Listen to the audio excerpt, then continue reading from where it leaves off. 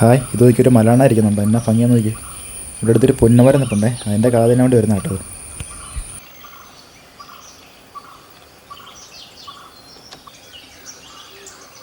പഴങ്ങളും പിന്നെ ഈ മരത്തിൻ്റെ തൊലി, ഇലകൾ, ഇതൊക്കെ കേട്ടോ അതിൻ്റെ തീറ്റ. പിന്നെ ഈ പക്ഷികളുടെ മുട്ടയൊക്കെ എടുത്ത് തിന്നാറുണ്ടേ.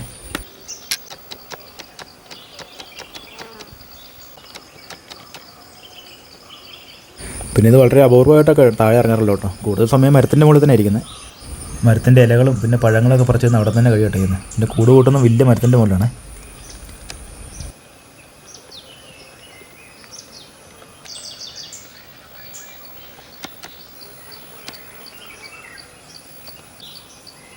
ഇത് ഒരേ സമയം തന്നെ ഒരുപാട് കൂട് വെക്കും കേട്ടോ. കാരണം ഏത് കൂട്ടിലാണ് ഇവർ ഇരിക്കുന്നതെന്ന് ഈ പരുന്തിനൊന്നും മനസ്സിലാകാതിരിക്കാൻ വേണ്ടിയാണ് കേട്ടോ. കുഞ്ഞുള്ള ഏത് കൂട്ടിലെന്ന് പെട്ടെന്ന് മനസ്സിലാകത്തില്ല. അതുകൊണ്ടാണ് ഒരേ സമയം ഒരുപാട് കൂട് വെക്കുന്നത്. വലിയ ഇലകളും ഈ കമ്പുകളൊക്കെ ഒടിച്ചു കൊണ്ടുവന്ന് കേട്ടോ കൂട് വെക്കുന്നത്.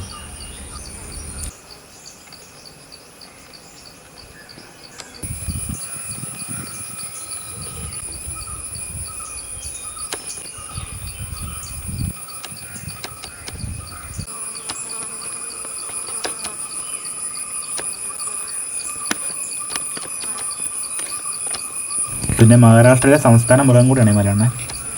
അതുപോലെ തന്നെ പറമ്പിലേക്ക് വന്നു കഴിഞ്ഞാൽ തേങ്ങ, ജാതിക്ക, കുടംപുളി ഇതൊക്കെ തിന്നാറുണ്ട് കേട്ടോ.